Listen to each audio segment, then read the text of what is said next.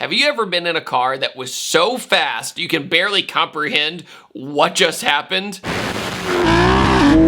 Yeah, this is one of those cars. Welcome to the fastest car I've ever driven.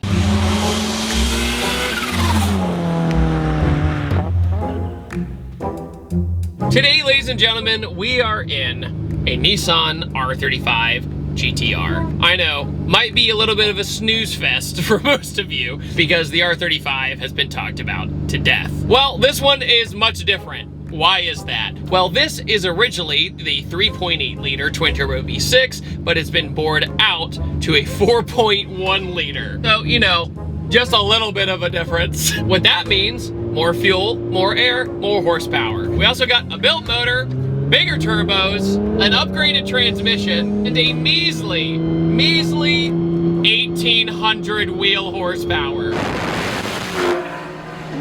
1,800 wheel horsepower. So this car is owned by Mike from StreetSpeed717. Huge thanks to Mike for entrusting me with his baby. He just wanted the ultimate street machine, so he bought this car with a measly 1,400. It was built by Workhorse Performance. They did an amazing job, so he had confidence in buying this car already built, and then he turned it up. And with all this information already, my question to you is, do you think the VR38, the twin turbo V6 inside the Nissan GTR, is the greatest V6 ever built? We can talk about inline sixes all day long, right? But I mean the V6. Is it the best one ever built? Put it down in the comment section below. Also, make sure to hit that like button or you're forced to look through a Nissan backup camera for the rest of your days. Not a great time whatsoever.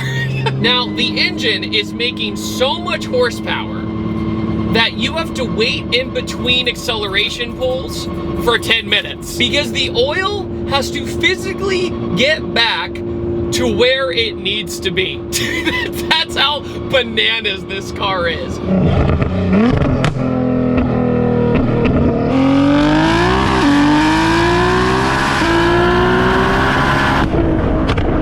And at the same time, it lets your body recover as well, because when you drive a car like this, it's physically exhausting.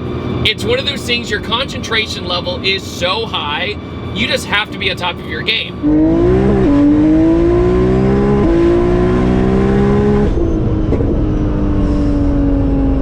But I will say though, there is nothing like a very, very fast R35 GTR. There is nothing like it. When they're done right, with the right wheel and tire setup, it is actually surprisingly easy to control. It's actually pretty smooth. I also think this is a good time to talk about the R35 and car culture in general, briefly. The R35's gone through some very weird phases. Back in 2008, the R35 was seen as a technical marvel. The launch it could do was amazing. The twin turbo V6 was an absolute riot for the time, and it just blew people away how great it was. Then fast forward to, I guess you could say, the first era of the YouTube generation, where every automotive YouTube vlogger all had an R35 at once. And it became kind of like a trope on the internet. Oh, you're a successful auto YouTuber now? He's gonna go buy a GTR. Because it was just in reach of somebody successful in life. It wasn't quite there of a Lamborghini or a Ferrari, but you can still have the Lamborghini or Ferrari acceleration and performance. But what that comes with is that the R35 on camera is not very exciting a lot of the times. Because of how well it delivers the power to the ground, it's kind of like, okay, we got it, you know? And also, at the same time, there's really not much that can touch a big turbo R35 GTR when it comes to at the track, in a straight line, or on the street, roll racing, or anything like that. The only thing that can really take them on is the twin turbo Lamborghinis, and also arguably the Vipers as well.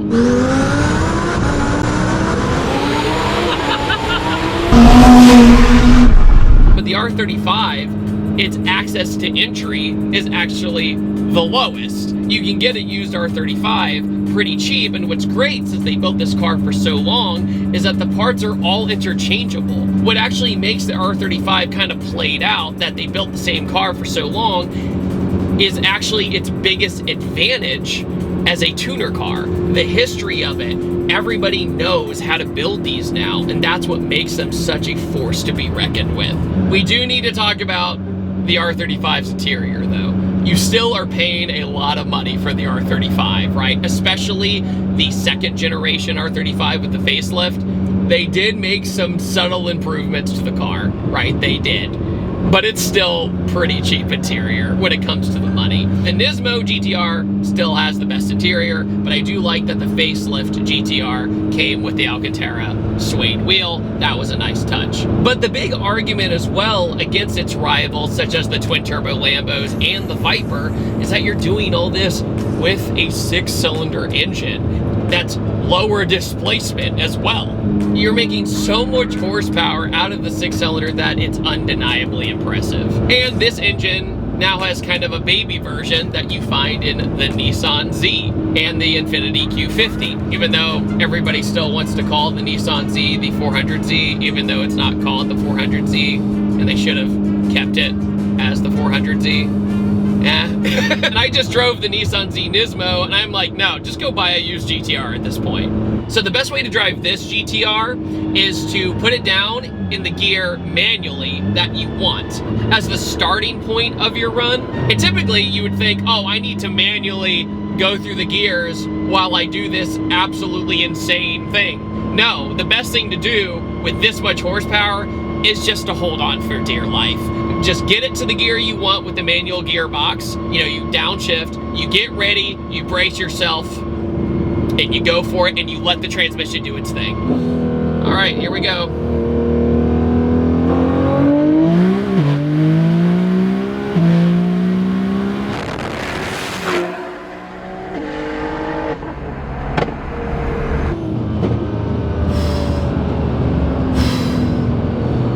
Oh my God. Oh my God. Oh my God. Okay, I gotta wait that 10 minutes now. My God.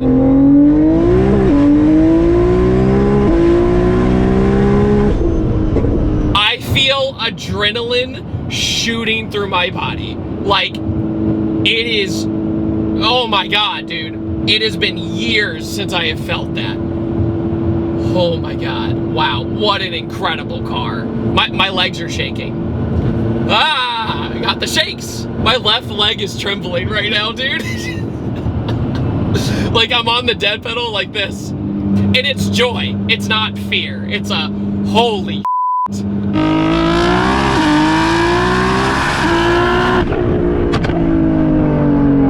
This GTR has the right wheel and tire setup on it. It has the right Mickey Thompsons. That was from a second gear, by the way. That wasn't me like rolling into it from third or fourth. I just said, second gear, all the sauce, let's see what happens. I'm still like mind blown by that, dude.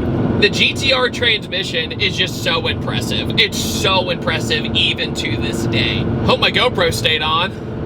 Ooh-wee. Mike gave me a ride in this yesterday just to show me what it was all about.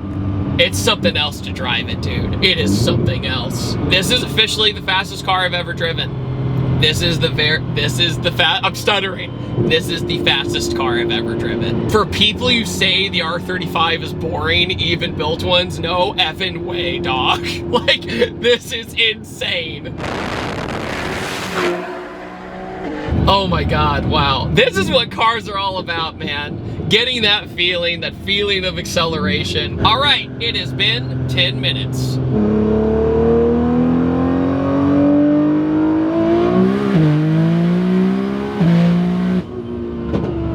Oh my God.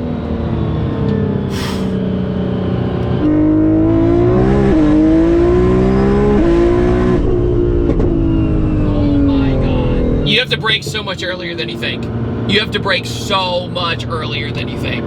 Like, even if I just big toe it, dude.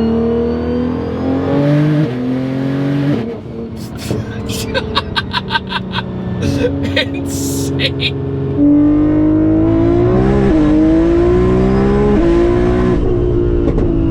But here's a big question about the GTR. What I've noticed is that people, regardless if they build them or have bolt-on ones or even stock, most people do not keep them. Usually they kind of have their moment with them, they do what they wanted to do, and then they sell it. Why is that? Well, I think a great example of that is my buddy Sean. My buddy Sean down in Dallas-Fort Worth, he let me drive his really fast GTR back in 2019, and it made a measly 1400 wheel. Still barbarically fast, but he did everything he wanted with that car. He did the build, he did a half-mile event, he checked every box that you could do with a fast GTR. And you know what he did? He went back to the R33 GTR, an inferior car. I could see how he could get used to the power, but I don't know if this would ever get old, if that makes sense. I really don't think it would get old. This is insane. Guys, think about this though, okay? I have AC, I have a full interior, I have my radio and entertainment still. My gauges are all still working, and I can daily drive this if I want, because this actually doesn't even use race gas. This uses E85 pump gas from Sheets. Verified by Mike. Like, guys, he told me that's where he gets his gas.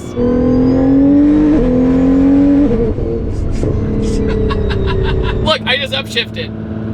And we're chilling, dude. You would never know this car makes 1800 horsepower because the GTR is just kind of a deceptive car as it is. It's kind of like back in the day with the Evos. The Evos are like, oh, there's an Evo over there. That's pretty fast. But then you'd see a wingless Evo. Whenever you'd see the wingless Evo, you're like, that car's probably pretty fast.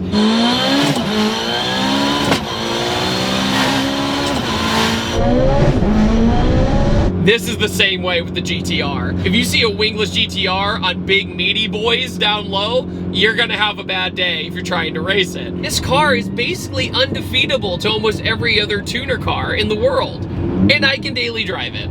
That's what's insane. This is one of those cars that you have to plan your acceleration. This is not a, I'm gonna go around and goof off. This is, I gotta be careful. I have to be careful because the way you cover ground is unlike anything else I've ever driven. Whatever is very, very far away is not, it's not that far away. I'm gonna kind of take a segue on this. I am very glad that I did this car review as an older adult. If you had given me the keys to this when I was younger, when I didn't have as much seat time, when I didn't have as much experience, when I was able to keep my cool right under these crazy accelerations, I don't know if it would have ended well. So food for thought there. I've been fortunate enough to drive over 1,000 fast cars, and this one's the fastest. On that note, what do you guys think about Mike's R35? Put it down in the comment section below. And on that note, I'm gonna safely make it back to the shop after all of that. And I will see you guys next time, and take it easy. Have a wonderful day. Goodbye. Guys, I still have like 3 more cars to review today, and wow. I'm alive. How'd it go? It's a whole different experience in the driver's seat, dude. Did it feel fast? Yeah.